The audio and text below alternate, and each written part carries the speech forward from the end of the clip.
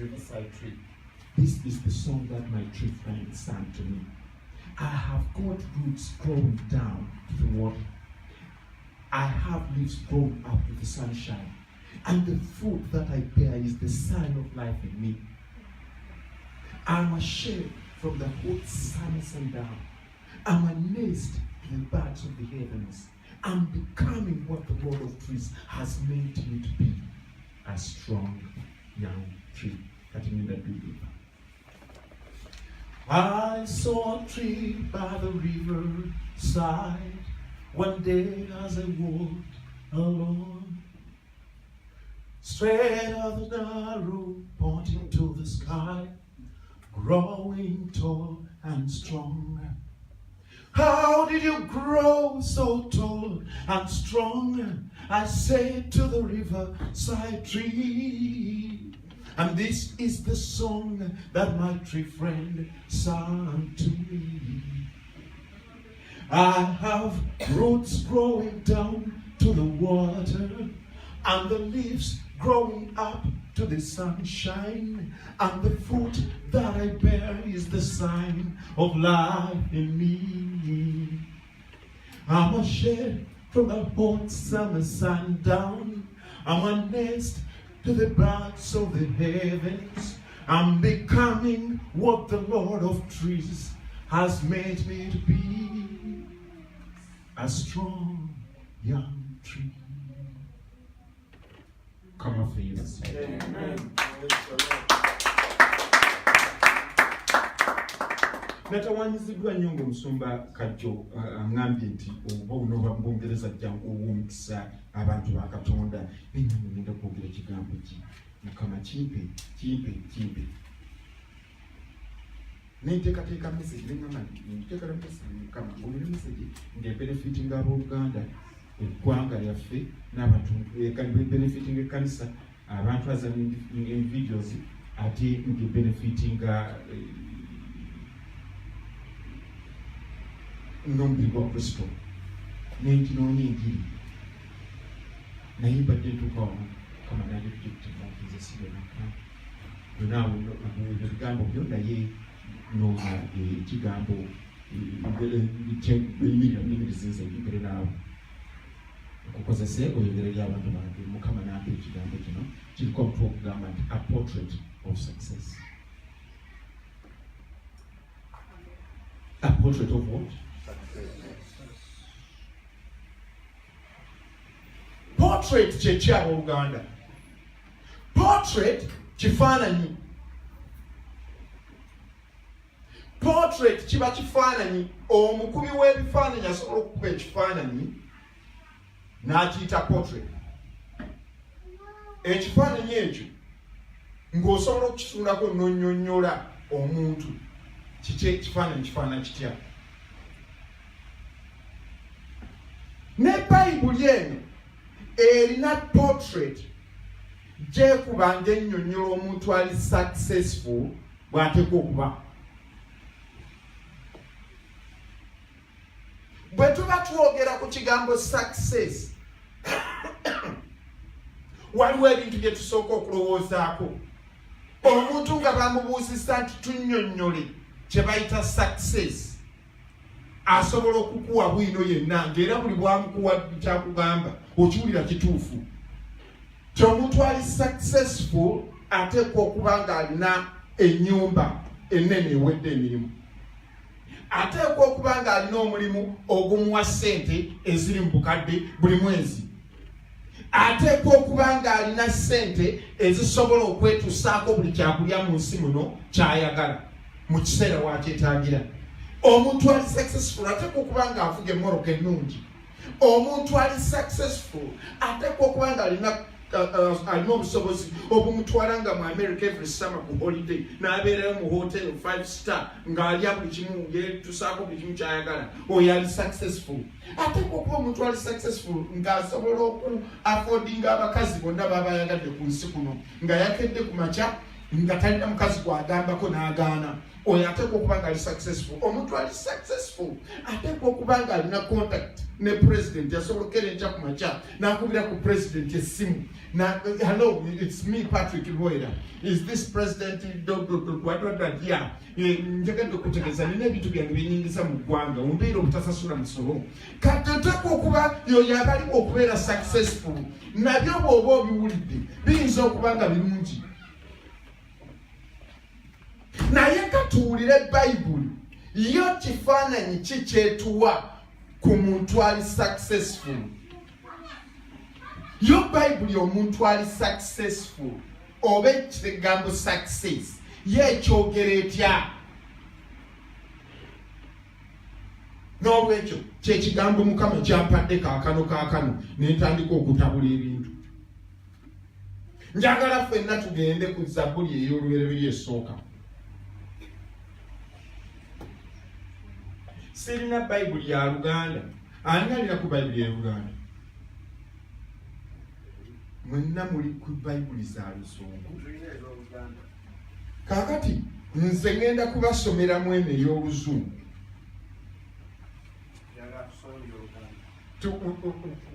Naawe olw'Oluganda ogenda kunsomera.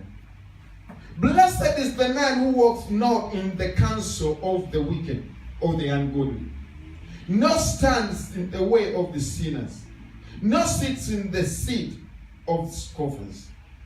But he delights in the law of the Lord, and on his law he meditates day and night. He is like a tree planted by the streams of water, that yields its fruit in its season, and its leaf does not wither. In all that he does, he prospers.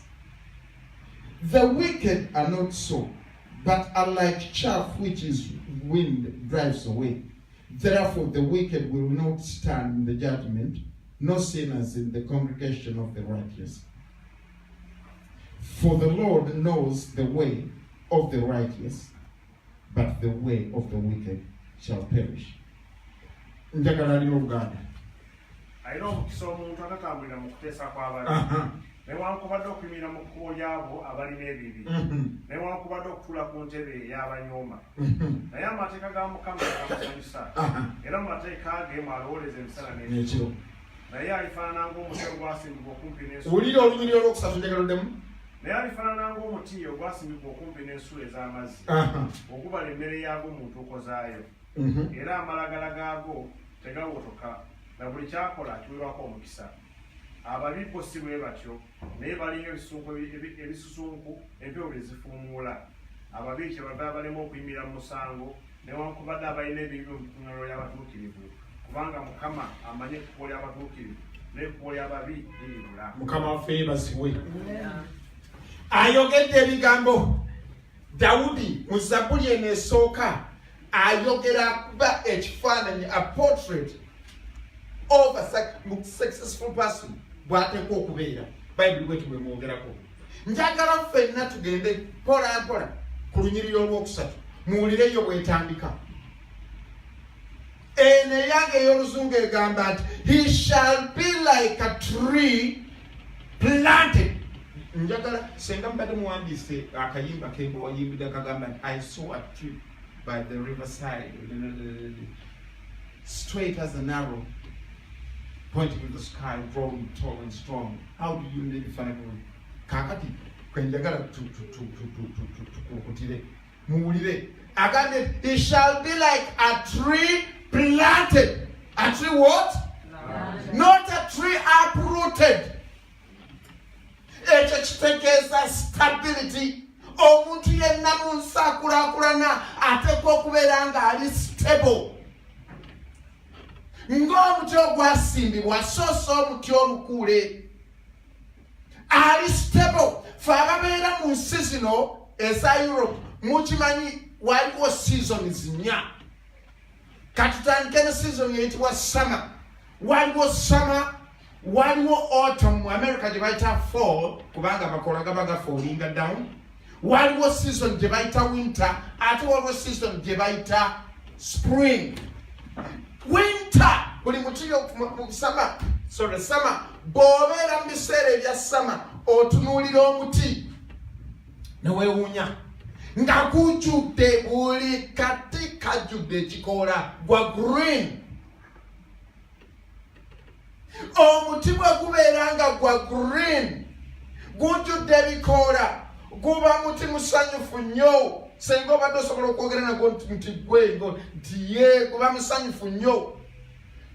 Tekukomaawo wokka, gususa ebinyonyi. Kuliko abantu abadde ebinyonyi ebijja ne bizimbamu ebisu, ebirala ebinyonyi tebizimba bisu naye ng'ejja mu muti oguliko amakoola, ng'amakoola ago ye covering eri ekinyonyi kino, ne gutuulamu ne bukya ku makya ekinyonyi ekyo ne kigenda ne kigenda okukola emirimu gyakyo, kubanga omuti gugumire guliko amakoola. Waliwo ebisolo ebijja ne bibeera wansi w'omuti ogwo, oluusi mu biseera ebyekiro, oluusi mu biseera ebyemisana. Musumba Kauma, nze Denmark, waliwo ebiseera nga sinaba kuwasa lwe nafuna zi hobbies ez'engirigiri nga ziringamu, naye nga bagamba nti ezo hobbies zibeera n'abagagga. Ne ngenda mpangisa emmundu nga ngenda n'enjigga, naye nga tulina essaawa zetumanyi bw'onooba otakaddiya w'okasanga, genda mu muti ogugumidde wansi waako w'ogenda okusanga ddiya n'enjikookinga ku mutwe. Ekitegeeza omuti gwe gukola nga shelter erina ebisolo, naye nga waliwo amakoola.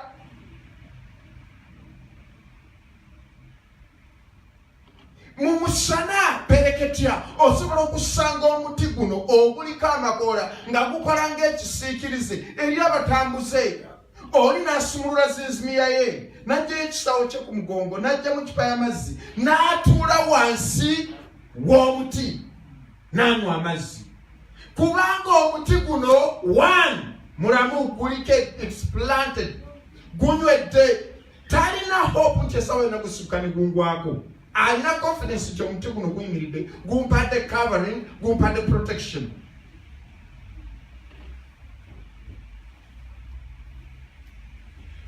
Omuti ogusimbiddwa guba unshakable, unmovable, gusobola okuyimirira eri challenges zonna. Wayita ekiseera kitono, season eyitibwa autumn nejja, amakoola ne gakunkumuka.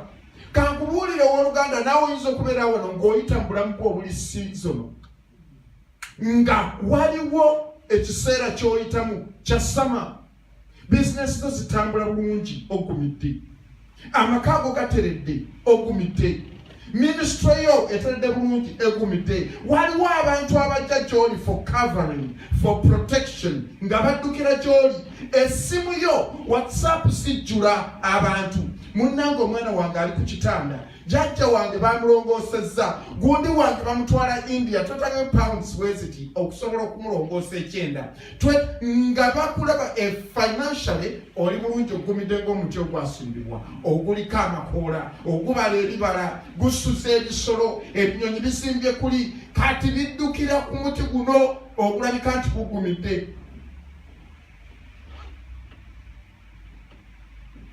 Nga nawo obulamu bwo kati we buli. Mukama akuwa omukisa mu bulamu obwo nga buli kimu kya green. Abantu baddukira gy'oli balaba amakungula g'obulamu bwo, balaba ebibala. Naye waliwo season ejja, bagita autumn, amakoola bwe gatandika okunkumuka. Eyo ye season esinga obuzibu eri obulamu bw'omuntu yenna ali successful, kubanga ogenda okutunulaga byonna by'olwanyi mu nsi muno okola bitandisa okufoolinga bikulu. Amaka go omukyala omuvumako ekivumo kimu kyokka, muyomba mu butategeeragana nti omukazi nakeera ekyanatambula n'agenda mu kanso, omusajja nkuba ettumbi lyonna, enkeera natambula n'agenda. Buli kookoze wano abakazi be basinga obuyinza ng'akwata buli kimu akitwala. But remember, you are a tree planted. You are not uprooted. You can still what? Stand. Naye ekiruma nti ebinyonyi byonna bibadde bijja ne bikugwako, abakubira ku masimu enkumu ennyo bwe bawulira buulizi nti no minisitule y'omusumba gundi etandise okuwulikamu tobalabako bagenda okunoonya awalala waliwo naye olwokuba you are planted you do what you stand musajja gwa mukazi gwe ng'obaddeko musama ng'obala ebibala ng'ebinyonyi bikugwako ng'abantu baddukira gy'oli nga kati amakola mu bulamu bw'ogagwa ekintu kyonna ekiriko entandikwa kiriko enkomerero it's seasonal as long as you are planted you are going to stand. A successful person ava mu summer n'agenda mu autumn kati waliwo season yembi ennyo winter.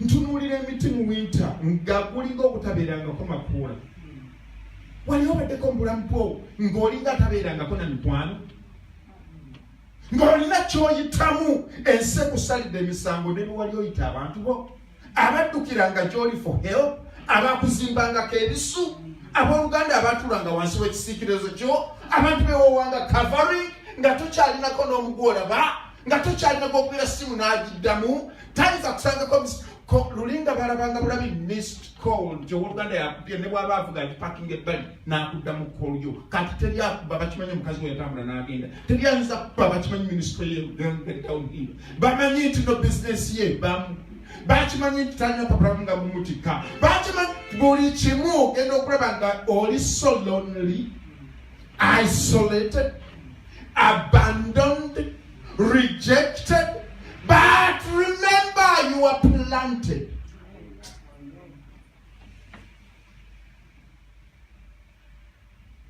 Waliwo season yawe ejja owooluganda mu bulamu bwo bagiyita eya spring nti amabeere g'ebimuli gatandika okuvaayo n'otunuulira ebikola nga bitandiikiriza n'otunuulira emiti nga girese kale etali ya bulijjo owooluganda eyo season ejja mu bulamu bwo kubanga you are planted not uprooted. Mu bulamu bw'ensi eno tulinamu abantu nga bali nga abali uprooted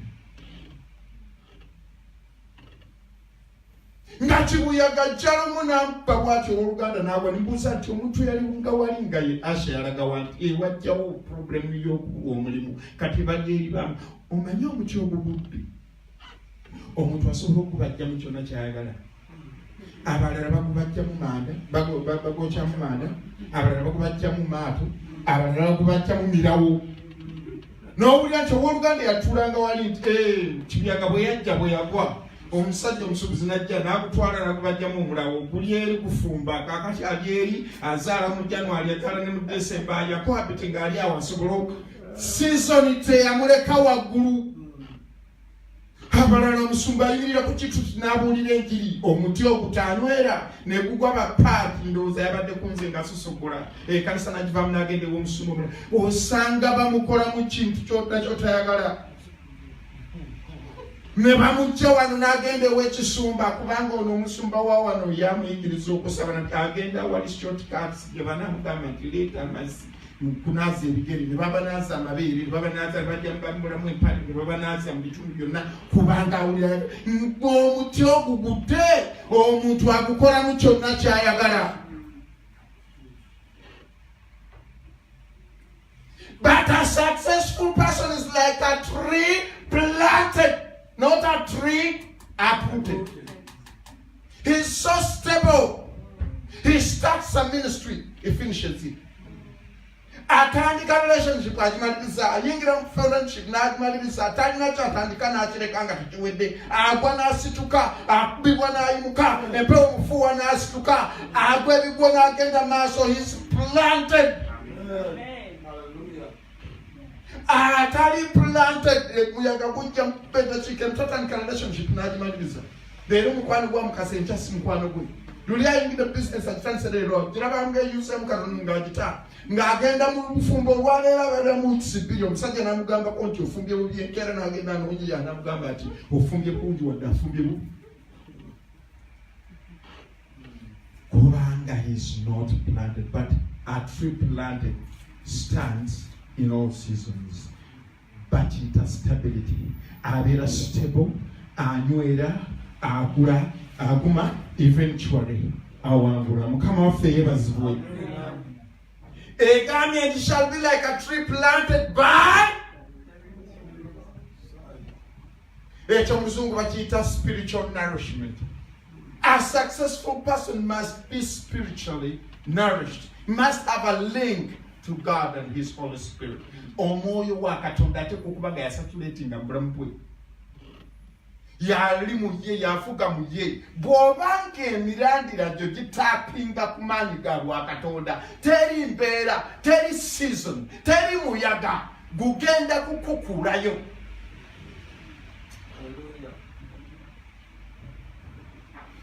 Ate gutya mukayimba kemba yimbidde omusajja yagamba, I'm becoming what the Lord of trees has made me to be. Omusajja yasimba muti gwe nga talina kufunamu kye yakusimbira, tewali nsonga lwaki okuwibwa.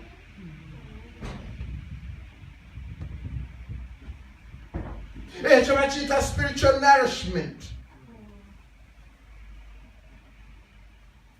Oteekwa okuba nga osimbye emirandira gyo ku mazzi ag'obulamu, ye Katonda waffe omulamu, nga mw'ojja amagezi okusobola okuyimirira, mw'ojja amaanyi, mw'ojja obusobozi. Of course kulwo oba tosobola, naye season zino ezijja ne zikuba omuti ogwasimbibwa gusobola kuziyitamu wa kintu eki nti guli planted by the rivers.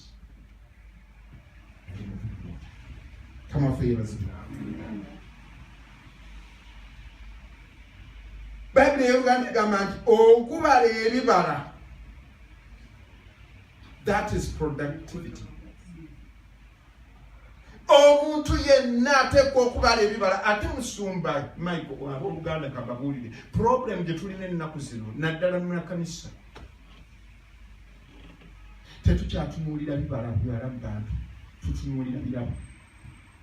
Mu kanisa omulembe guno omuntu ng'alina ekirabo maama, ne bw'aba talina ttondo lya kibala kyabala n'ekimu ng'alina ekirabo, abo maama betusembeza betuwagafaaga nini. Naye ye Bible egamba nti ateekwa okubeera productive, ateekwa okubala ebibala.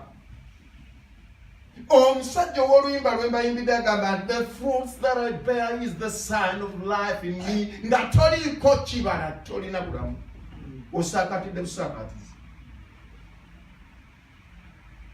Oteekwa okubala ebibala eby'omwoyo n'eby'omubiri. Toyinza kwogera mu bulamu obwa bulijjo ku prosperity nga you are lazy. You have to work. Emmeme yange yakoowa abantu n'omusanga nga ku kintu bakiyita mwanyi, oba mu Uganda, mu ggwanga lino likikyalimu, oba Oluganda ekintu ekyo kya nze toyinza kubeera mukwano gwange. Ennekimanya nti oli ku mwanyi, essimu yo ngidiritinga there, tobeera mu ssimu yange, tongassagu, tolina. Toyinza kwogera ku prosperity, success, productivity nga you are doing nothing in life. There must be something that you do to show the world that there is life in you. Kiteekwa okubaawo. Wateekwa okubaawo akantu ke bajja ne bakunobako ne bamanya nti nno owooluganda oyo ekibala kino kizze olw'okubanga bulamu muki. Teekwa okubeera productive. Wateekwa okubeerawo kyokola. Abaana bo bakule nga bategeera nti taata waffe akola ekintu bwe kiti ne bwe kiti. Oba ofa ng'okola abaana bagende boogere ku ntaana nti kitaffe yafiiridde ku mulimu. Fiirako. Naye there must be something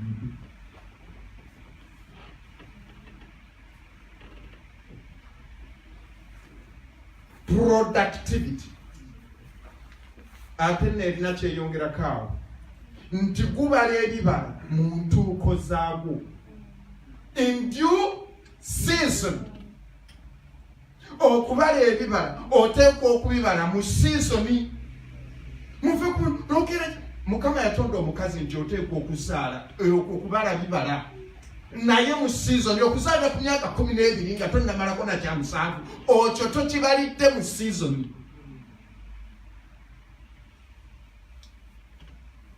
Oteekwa okubala ebibala mu season. Oteekwa owooluganda okufuna omulimu n'okola, naye oteekwa kusooka kumalako university.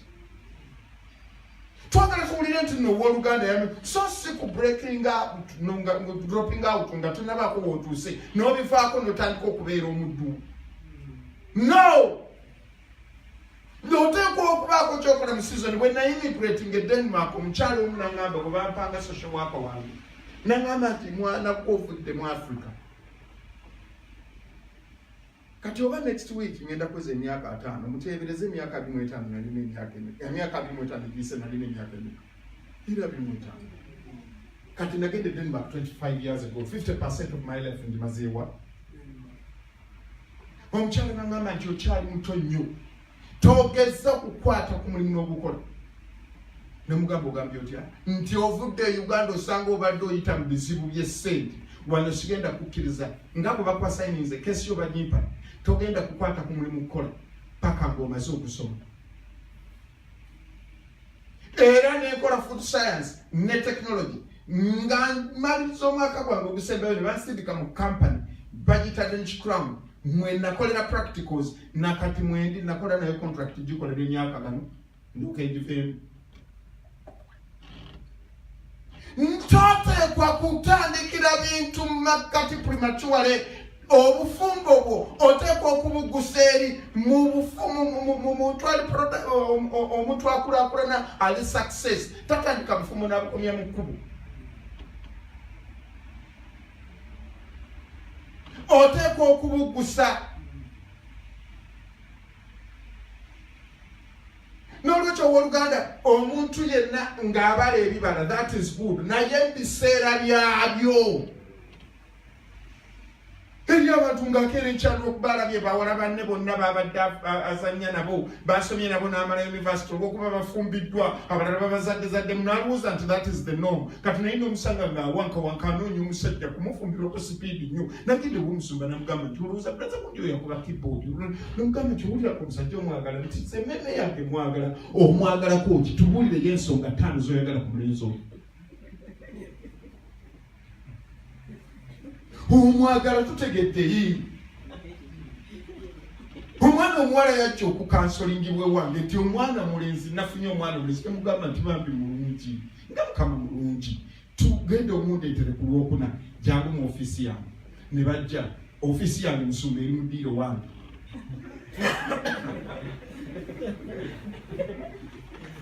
ne mutuuza wali ne tujjako katenseni ya televiziyo ne tuzikiza ne mugamba nti omwana omuwala ono omwagala nti ye kati muwala gwe tunula eri ku kisenge saagala owulire ebigambo omwana mulenzi ono byayogera omwana omuwala ono omwagalako ki mbuulire ensonga nnya zokka nkone mu relationship eno omwagalako ki n'alyoka mpa ekigambo ekyakwasusu nali ngende musibuloni era kyange wange ku counseling ng'omulenzi oddemu ebibuuzo ebiringa empogole ezitayidde era okusitula oluyi bakosituka ogwo wansi osituka wobuuze paka mu katoliki n'alyoka ngamba nti you know I love this girl because she is beautiful. She is beautiful. You love this woman because she is beautiful. Kyotegeeza nti nojjagenda enkeera omusaale mu abaana abaana basigadde osala abaana babiri biiru zijjeza okusitwala abaana mu ssomero otwale beauty ogidisplayinge wali esasule biiruzi munnaffe oli musajja akuze atuuse okubala ebibala naye si muntuuko. You are a boy, bearded boy. Esawa emaliriza ndabinga atulina kusaa ne mugamba nti ekyo kyomwagalako njagala okutegeeza ogenda musimbulamu obwana obwo bwebiri mu bbanga lya myaka 3 ebbeere lyali nga waggulu eno likke fuuti 2 lirebeetere no mu mbirizi afulume mu kisenge nge yalina kawato akalinga akajita ng'afulumye alinga ekisoko mumanya nga kino ekibeera mu kisoka kita namuswa yajja n'omuwasa ng'alina kafika kalike bayita 8 kati alinga namunswa omukukuluddemu abaana 2 ava mu kinaabiro bwatyo tule ku portrait eyali ey'embaga ogambe nti ono omukazi nina mulala nga waliwo okulinga ogwetemye wati si bwabo mukadde lwa stress kati ayonsa biru zetaaga okusasula ennyumba babagobamu omwami bamugobye ku mulimu oli mugenda kulya beauty munaffe ekikutunuza zogoli bwotyo wenna ogendera mu ssomero sinakakulya egenda okwata omukazi oli mutwale ku byuta mufune sente.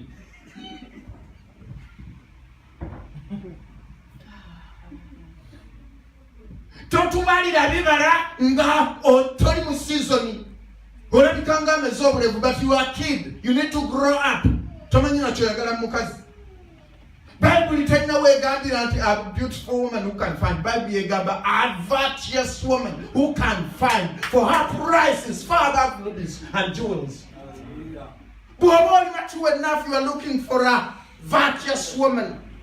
Era mu abasajja kaza abanoonya abasajja b'okuwasa oyagala musajja wakuwasa myaka bwesize emyaka 30 akyasula wa nnyina bwe baleeta bbiiru agenda wa nnyina emmotoka avuga ya nnyina credit sakola za nnyina nnyina yamusimbidde ennyumba ayenda ebbali n'aleetera obwana nnyina yale bwe nkyo genda oveve engamba oyo gwe ngenda okuwa genda mu bakajjojo genda okola kansolinso tojange wange kubanga ogenda kwejusa ekikolesa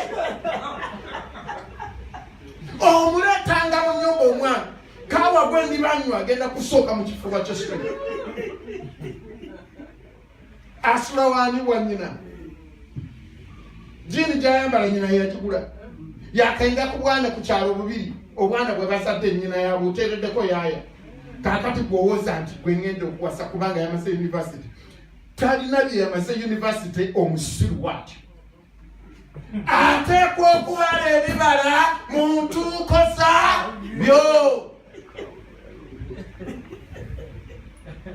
A successful person bears fruits in due season. Amen.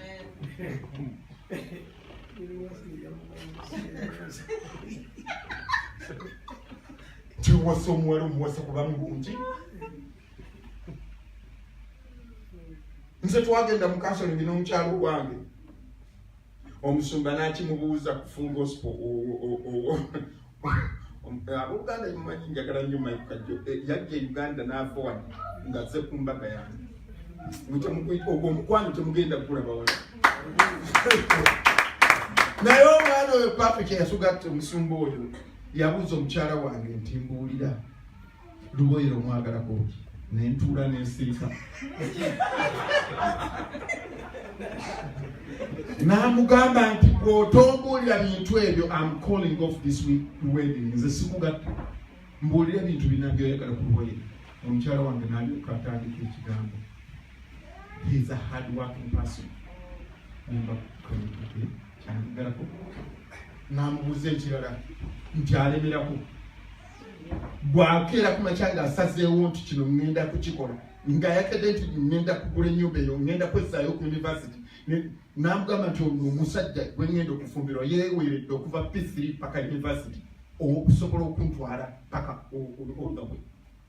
Omusajja n'amugamba nti nno n'ebirala tonnyongera obanga ebyo obitegeera mu musajja oyo mufumbiri ali mu season.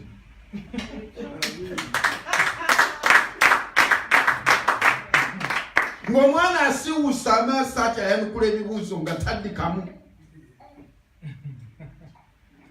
Abala ebibala si kubibala bubazi naye mu season.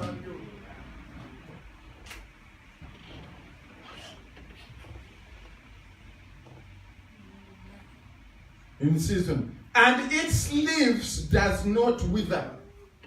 Ekyo bakiyita strength and health. Kyekireetera amalagala g'omuti okuwotoka kyegali ako. Owooluganda abantu tufiiriddwa musajja wa Katonda tufiiriddwa abantu linaafa ku myaka 5 nti yafunye high blood simanyi attack simanyi yafunye diabetes n'ebintu ebibalako bwebityo lwandyambi gye tulya abooluganda kyusa endya gy'olya endya gy'olya yeewotosa omuti amakoola oba okugakuuma nga malamu.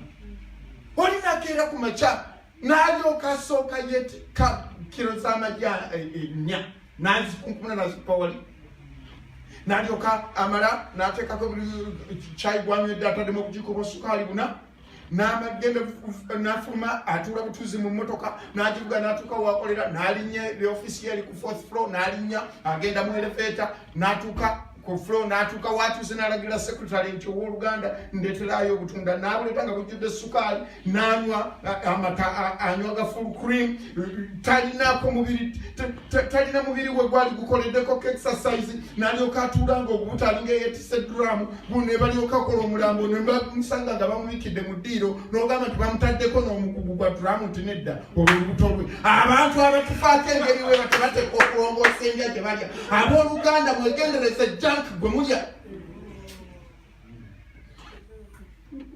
omuntu talikeera nkya ku makya n'alya ng'emmere eri health eyamba omubiri okugubeezaawo n'alyoka atikka emmere olunaku n'alya emirundi 4 nga buli lwatadde emmere mu kamwa ejjudde butwa gasavu n'ali agamba ennyo gajjudde oyiro naye mwe mumanyi nti ebintu ebisiika ebiwoomera akamwa si bye bireeta obulamu ebintu ebitawoma bye bireeta obulamu ono abadde awo obujulizi bw'omusajja eyafunye owooluganda eyafuna hatata nanzitukiza ebiseera ebyemabega bandiagnosinga nti olina diabetes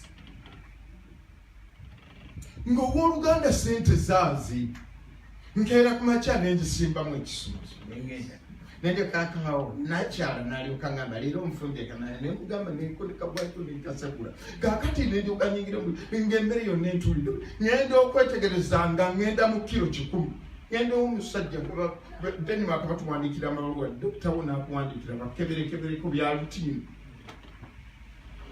nampeereza akabaluwa nti jangu nengenda ne bankebera nangamba nti komawo omusaayi gwo sugar simanyiyo sugar level eri wagguluko olabika olina diabetes bwengenda okuddayo nemugamba nti no mwakebedde bubi oluusi muba ne tests nyingi ne mixing ez'abantu z'abalala nze siyinza kubeera na birwadde ebyo okusooka jjajjange yafiira ku myaka 9 nga talirina oli gwenjogerako yayigganga abayizi bagoba ensolo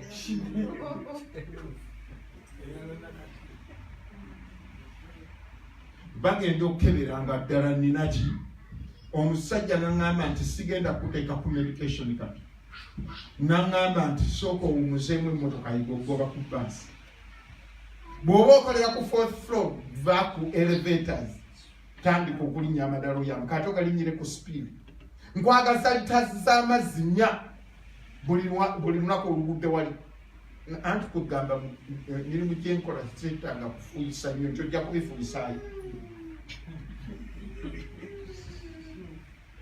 weva ku sukaali ono gwoteeka mu kyayi kabakulimbe nti ono sugaali naŋŋamba nti njagala olyenga apemu peyemu n'eryenvu olunaku toteekamu kintu kirala va ku keeke ezikoleddwa tinomugenze ku birthday party ne balyoka n'olya ettiko lya keeke eyo nejjudde sukaali ejjudde ebikolimu ebyalulike naŋŋamba nti giveeko naŋŋamba nti kati yiga okulya ku salads kulya ku bijanjaalo yiga okutambula njagala otambule ng'essaawa number every single day owooluganda ngenda okuddayo after 1 year musajja yatandika kuyomba naŋŋamba nti Patrick bw'obanga owulira nga tukyayagala nkolagana nange nga wakyusa dokita omulala mbuulira koze nti mbidde gwe dokita wange nti naye lwaki ndaba results nga ziri negative tolinamu diabetes nemugamba nti gwe wampa amagezi nti obadde ogakozesa ndiye kati tolina diabetes oli mulamu teki sikyakwetaaga wano nagamba nti ate tokyusa mbeera eyo abooluganda mulekeraawo okuwoza ebyo nti omanyi sirina ssente kwegamba sirina budde bugenda mu jimu awakaawo weewali byonna byosobola okukozesa okugenda okutraininga n'olekerawo okugenda mu bintu by'exercise ebyo nti ogenze mu jimu nedda jimu osobola okugikola awaka osobola okutrainingirako awaka bw'oba toyagala gula akabwa oddukenga nako ku kyalaawo mwetooloole awo wobeera mu neighborhood situwa mwetandikira okutuuka wali sparkingako ku mmotoka abooluganda wejjeeko ebigodo sister n'alinnya n'abeera ku 4th floor nga nansi oluusi akola ekiro n'alyokakoma omukago gw'ekiro abantu ne basisimuka banagwayita ng'agenda ne babuuza nti kunju kwasenzeeko embogo nti nedda omukyala waabwe nansi yakomyewo anti nga bw'aba alinnya amadaala enjulu n'egitamu musiseeti kati n'alyoka ayingira olw'okuba akomyewako n'ayingira firiigi n'ajja mu jack n'alya omala okulya n'ayingira obuliri emmere yonna nga yakagirya yiga okulya breakfast lunch mazzi akawungezi lya something light and drink some water, watch television, don't go to bed okumala sawa bbiri ng'omaze okulya olyoka ogende mu buliri ng'oluta lukalu. Temujja kutufaako, nze sijja kuyimirira ku ntaana z'abaluganda nga bafudde nti yafudde ki, heart attack, diabetes, ebintu sijja kuyimirirako. Agambye nti nno akola atya? Amalagala ge tegakola ki? Temuwotosa amalagala gamu. Waliwo exercise osobola okukolera eka, nze nnenesobola Oluganda Musumba Kawamanyi exercise genkolera eka eyo kandi babuuliremu. Omanyamu musician Musumba kagiwagulako ku albamu yange The Pearl of Africa. Kakati nze amadaala agange agayingira muntu mwebali kumusabira nagula ennyumba sizimegeze wammwe nti eno bagirinaanye leero erina olujja lwayo okwotaneeka. Bwenti wenkola exercise omanyini na music mu mutwe. 1 and 2 and 3 and 4, 1 and 2 and 3 and 4, 1 and 2 and 3 and 4, 1 and 2 and 3 and 4. Well, Christ love, I can testify. The Lord make this song. I'm feeling sad. I'm feeling sad. For a song of praise, this is not mine. Well, I tell you what I know. 1 and 2 and 3 and 4. Now it's got 5 minutes. Amen. 5 what? Minutes. Si nina energy gwa abantu be erienda nyuma kabampita mulimba kwenjogera nti ngenda kuzata amanyi genina nga twatandise okuddukana w'emyaka 25 gogobenze gw'emyaka gwemesimba mu kansoka kubuze muli owulira amanyi ogalina nyabo kwete emyaka gyali nesimbamu onongwako togezaako kunesimbamu nze golaba amanyi ngalina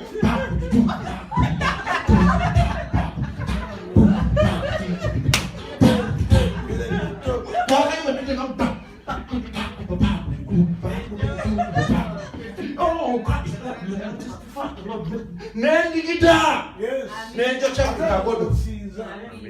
nenjokya buli kagodo ebigodo ebisavu byonna byetolodde amalagala g'omuti omulamu tegakola ki tegawotoka ekyo bakiga strength and health.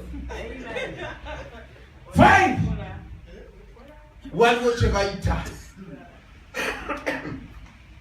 Bible eyogedde negamba and in all that he does he prospers. Tewetaaga kubba sente z'abakama abo.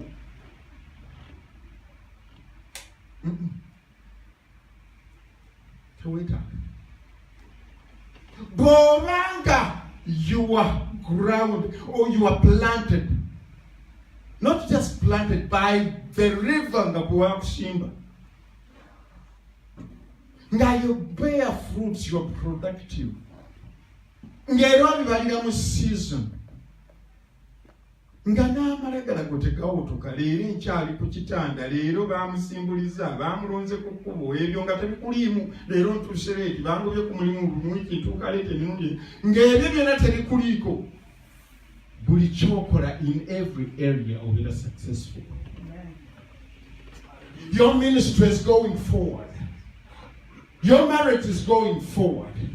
Si musajja w'okukomawo nga yeetaga kakyayi nga bipulesa byakukubye lwagagodo ge weetisse.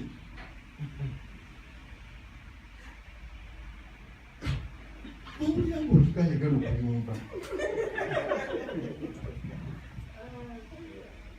Buli kyokola okiweebwamu omukisa, kikulaakulana, kigenda mu maaso. Mukama waffe yeebazibwa. Ku nsi ayagala okubeera n'obulamu bw'ekika ekyo. You are productive, you are successful in every area. Obala ebibala mu biseera byabyo. Mukama waffe yeebazibwa. Abantu ab'ekika ekyo, omuntu ow'ekika ekyo ali planted, not uprooted. Ng'atali planted by the streams of the living water. Ng'abala ebibala mu ntuuko zaabyo. Ng'ali healthy. Era ng'aweebwa omukisa mu buli kyakola. They wisely manage 3 important things. Abantu ab'ekika ekyo balina ebintu bisatu ebikulu. Things that they manage wisely. Njagala tugende mu ssuula esooka. Mu lunyiriri olusooka olwa Zabbuli esooka. Bulira. Blessed is the man who walketh not in the counsel. Njagala underline ekigambo counsel. Counsel of the wicked. Not stand in the way or in the path. Njagala underline ekigambo path. No sits in the seat. Njagala underline ekigambo seat. Abantu kunsi kuno abakulaakulana omuntu ow'amagezi ng'agenda mu maaso. They carefully manage these three important things in their lives. Counsel, path, ne seed. Counsel chechi. Counsel is the wisdom and advice people use to guide their lives. Waliwo amagezi mangi nnyo. Waliwo advices nkumu nnyo ze tuwulira mu nsi. Naye counsel ki? Gy'okozesa mu bulamu bwo. Bigambo ki by'owulira mu bulamu bwo ebifuga obulamu bwo? Bigambo ki by'owulira obw'Oluganda? Tuwulira ebigambo bingi nnyo. Olunaku lumu nali ngenze e Kampala ng'enkuba etonnya. Omwana omuwala nagenda enkuba bwe yankuba ne ŋŋenda mu saluuni emu kubanga amazzi gaali gantonnyako. Banteekako mu triankale. Enkuba ne bwe yali ekedde nga nkigga kyampitamu kati nga nninda ne ngasangula mu maaso g'abantu nti ne gatonnya. Naye ŋŋamba nti kaŋŋendeko mu saluuni. Ngenda okutuula mu saluuni ne bambikkako ono tawulo ne banteekako dryer. Kati nga omuntu kasitoma yenna n'abantu abajja balowooza nti ndowooza mukyala bamukolako kubanga balaba kitundu kya wansi. Omu ku bawala abakola mu saluuni n'abuuza muwala munne nti nagundi nga tetwakulabye ku kasiki ka gundi. N'agamba nti omwami wange yakumyewo eka nga teyeewulira bulungi. Ne ŋŋamba obuusikindedde bungi kambeere awaka n'omwami wange muyambeko wayinza okuweyongera nawalira ddala nga nze ndi mubusiki.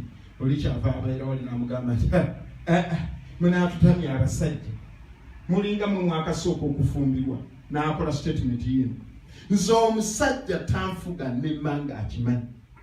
Ono yali ankolako n'amwanukula n'amugamba nti era gwe nannozi tukumanyi nti omusajja takufuga n'ennyuka akimanyi kubanga mwe yabazaala mwenda abamu temumanyi na bakitammwe ate nawe ozadde obwana butamu buli kamu kalina kitawe wako. N'olwekyo kyamugamba nti tojja kunangira ekyo. N'amugamba nti lwaki oyagala ntwala amagezi agago agatagonda mu maaso g'abasajja? Owooluganda amagezi ki g'owulira? Bigambo ki by'owulira mu nsi muno by'otambulirako? Magezi ki otambuliza obulamu bwo?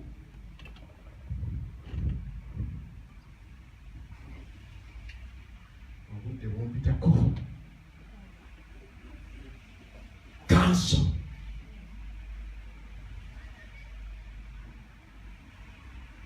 Two, bagambye they manage three things wisely. Ekyokubiri bagita path.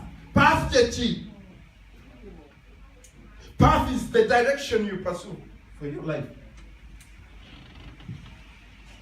Direction gy'okwata determines the destination gy'otuukako. Temukitegedde? The direction you follow, you take, determines the destination gy'otuukako. Kubo ki ly'okutte? Okutte ekkubo nga lya magezi oba lya busiru.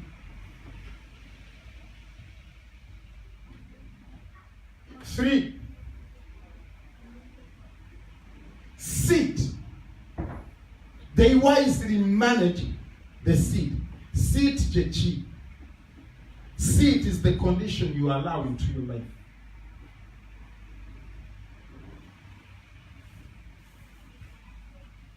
Abantu basazeewo okutuula mu poverty deliberately.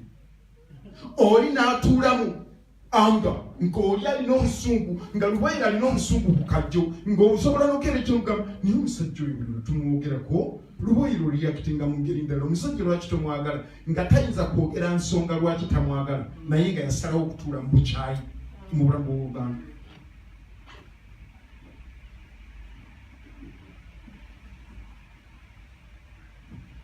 Kaakati twajja mu zino ze bayita zi WhatsApp, guno omulembe gwe tuliko gwa .com. Kuliko bingi nnyo ku masimu ge tuyinza okukola, naye ng'oli yasalawo okutuula mu WhatsApp ku ŋŋambo zokka.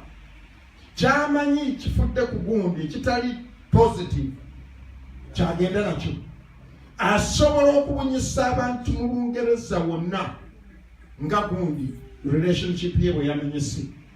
Ofunira wanga abooluganda gwe badde bagenda okuwasa tebamuwasizza, gweno n'ogaggawala oba n'awasa gw'amaka agago bwe gamenyeka abantu bajjanga bakaaba ne basaasira ne bayimirako naawe, kale si bonna, naye abamu osanga baasanyuka kubanga wali okungula kyosize. Osazeewo okutuula mu ŋŋambo w'oluganda n'ozikungula emisana n'ozikungula n'olweggulo, abantu bakomanyiika ekintu eki gyoyo erinnya lye eryokuli bamuyita okigambire nyowe okizirikire ntaka okisanga mu katale kabalawo ekitaayiro kimu.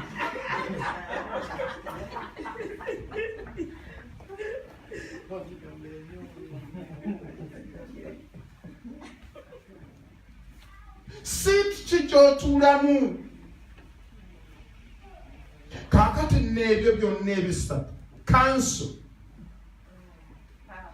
path ne seat, bw'oba yetegereza obulungi bituliringa ku kintu kimu, bakiyita relationship.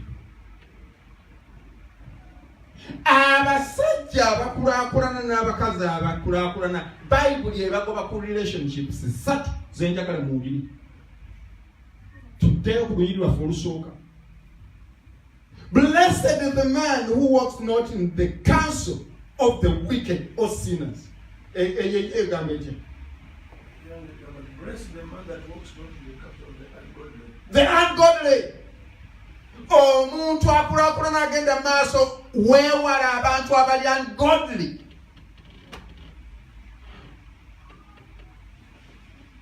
Amplified the blessed and fortunate, prosperous, and favored by God is the man who does not walk in the counsel of the wicked, following their advice and example. Muwulidde ebigambo ebyo? Abooluganda, omuntu ng'oli godly naye ng'emikwano egikwetoolodde giri ungodly. God is the source of wisdom, and any life minus God is foolishness. Obulamu bwonna nga Katonda tabuliimu busiru bwereere, teri muntu atatya Mukama ayinza kukuwa amagezi gakutwala mu maaso mu bulamu bwo. Batono.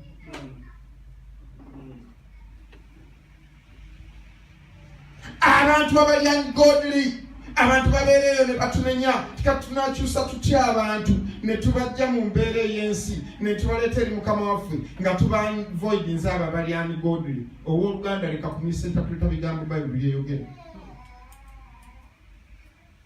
Ebinyonyi bisobola okufuluyingirako naye okukuzimbako nests.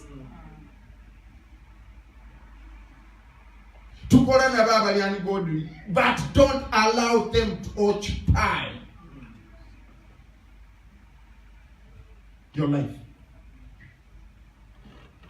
Abali ungodly, they are mockers. Every word that you believe, they despise. Kyenvanze sikiriza musumba kajja kino kiwulire naawe muweereza munnange, nammwe abaweereza butudde wano, musajja wa Mukama njagala omuwulire ebigambo bino. Sikiriza whatsoever nti amagezi n'obusiru bisobola okuzimba ennyumba, kuba amagezi gye gazimba obusiru bumenya, n'obusiru gye buzimba nga amagezi gakimenya. Kati nzija kukiŋŋamba. Sikiriza nti omulokole n'atali mulokole bayinza okukola ministry nga bwe mpulira abasumba bali e Uganda nga omusumba muyimbi nnyo bamumanyi nnyo ne bagenda ne bakola show yemu ne Baby Cool oba naani n'omusanga nga omulokole bakoze kisho kye kimu n'omusajja omunywenja ng'atali mulokole ne bwe baŋŋamba nti ozuukiza abafu buli miniti eyitawo sigenda kukikkiriza noonyayo omulala gw'oboogeta n'abo bonna b'osumba bannaffe era ngenda okubeetegereza nga bonna category bajjuza genda omanyire omulala nsa don't listen to such foolishness. You a pastor naye nga to promote your ministry oyita bansi gwe bayitanga bakoze shows ezaabo. Nze tonsibwalirako sijja kukikkiriza ekyo. Noonyayo omulala obumansimu obusiru sirwera. No way. The ungodly, stay away from them. Two.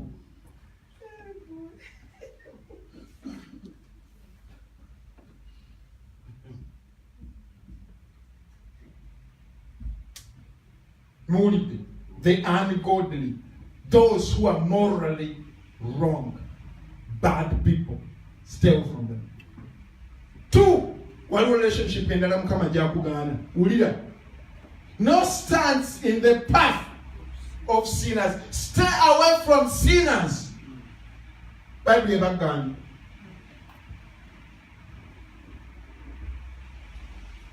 Bori Makago. Ononya how to be osala amagezi ekikuleeta okuŋŋaana oweereza otya mukama wo nga katonda wo nga tolina kyakunyezebwa. Kyokka olina omukazi mukwano gwo ye amanyi nti nno okufuukula omusajja okubeera mu relationship omuteeke mu ccupa afuyisa amazzi mu sepiki n'agafumbamu enva ye mukwano gwo.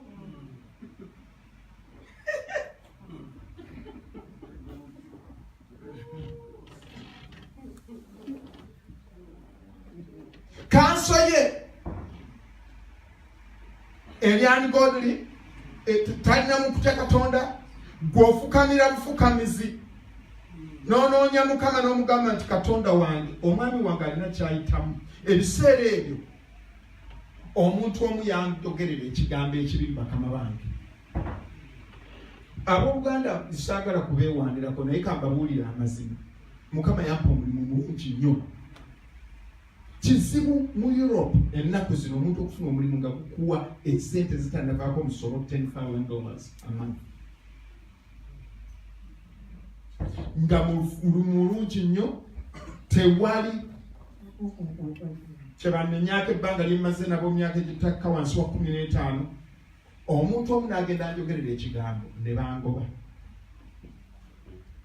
Nkoma weka nkuba essimu ngamba madamu munnange ndi eno bangobye ku mulimu n'angamba ekigambo kino nti kwata ebisuubizo by'emmotoka vuga ku maweka ndotukawo ngangamba nti tuula wano nga ne Bible yagibikudde dda olugidlwanyi dokutalagira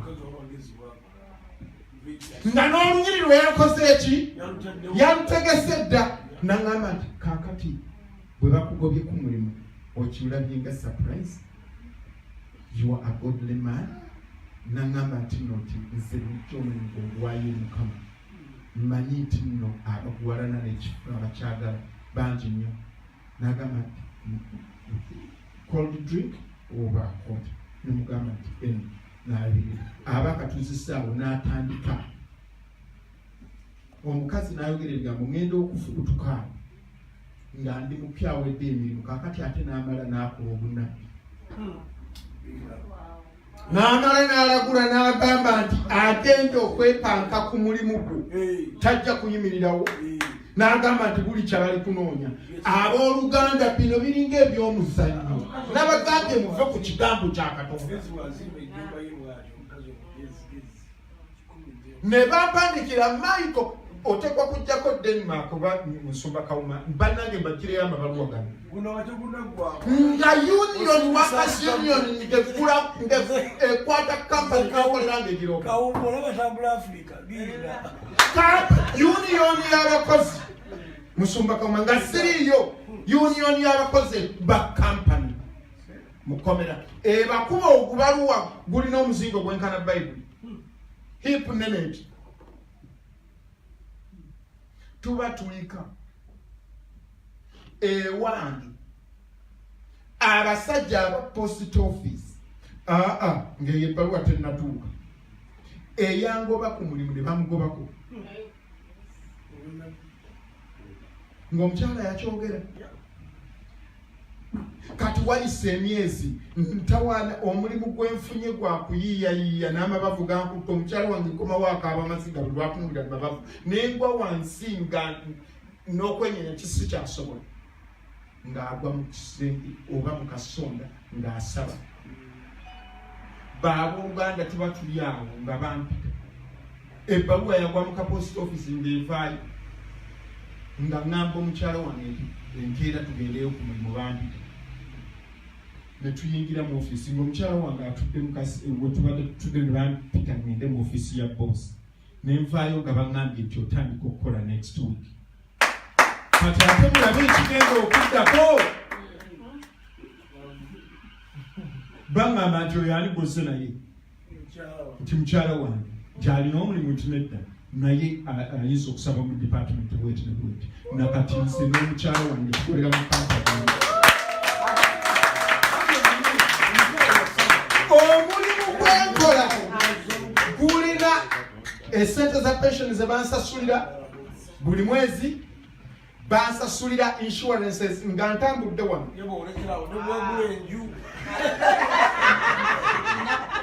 bansasulira 5 weeks holiday sente zitaka wansi wa United States dollars kanana bwemba ngeze ku holidays ezinteekebwa ku akaunti yange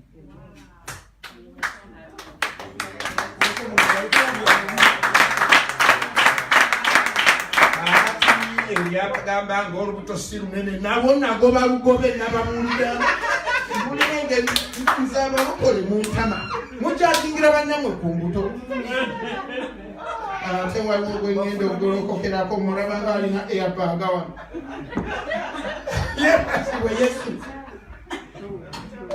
the ungodly gw'onoonya kubeera virtuous woman naye waliwo omukazi asiina akwesibyeko gw'obeerako buli kaseera amaka ago gatandisa okutabukatabuka relationships zo zitandisa okutabukatabuka setaani byamenya mulamu bw'otamanyi na bw'obizimba kubanga weesibye ku bantu abatalina magezi leave them ezo relationships mukama nzigobako bayibuli yeŋŋambye va ku basinners owokusatu relationship gye bagobako no sits in the seat of the scoffers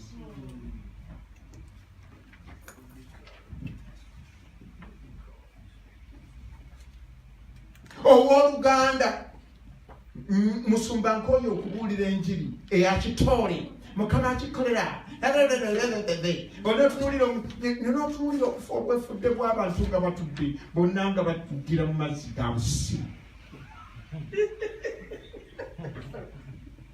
mujja kubibatooza oyimirire maaso ga Katonda nga temuliiko n'omu bw'ati ayingira ng'omusango gwonna guli ku kibegabega ati nze ebyo era bw'omubamu temukyanjagala nkomewo wano ndekereyo sijja babuulira njiri nti awo mukama akikuwa yimirira sister yimirira n'alyoka ayimirira n'entyoka amulagulweko mukama ŋŋamba haleluya agenda okuwa ennyumba agenda kikuwasiganye mukama yagamba nti nno musabe byonna bye mwagalana naye bayibuli egamba seek ye first the kingdom of God and his righteousness and all the rest shall be added unto you seetaaga kukulagulirako omusajja eyakuteekako amabeere ne organization teyakimanya nti amabeere ago gakuyonsa ye takimanya nti oteekwa okubeera n'omusajja mu ddulo lwaki nkulagulira ebyayogera wakedda byakwogerwako dda sijja kudda mu busirusiru waliwo enjiri yetaaga okubuulira stay away from sinners the scoffers they are not your portion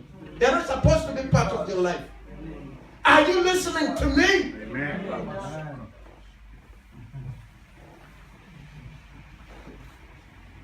A prosperous person relationships satu bazimugobyeko sinners the ungodly and scoffers. Nsaba Katonda w'obuyinza aleete mu bulamu bw'abantu ab'amagezi nga bakutwala mu maaso relationships ezitagasa abantu abakuze emabega abatalina gye bakutwala mukama abakutuleko babeere ba acquaintances ng'obamanyi bumanya okola nabo ogenda n'omupakatale bw'omusanga mu nnyonyi omubuuza bw'omusanga ku mufu omubuuza bw'omusanga w'obeera w'okolera emirimu gyo omubuuza osobola n'omuziikirako don't allow them to occupy your life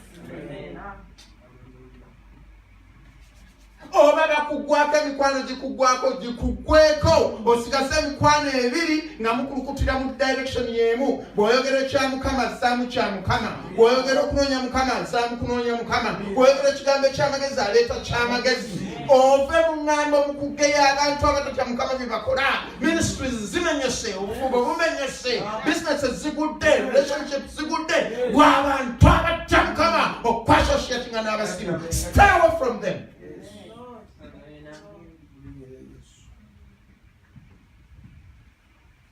That is how the Bible portrays a successful person.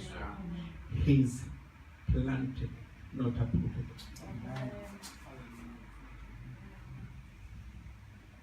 He wisely manages these three things: the counsel, the seat, the path, and keeps himself away from these relationships. Sinners, scoffers, and the ungodly.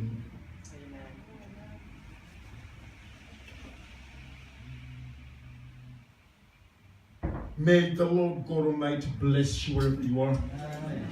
May the joy of His salvation make you shine like bright and morning star.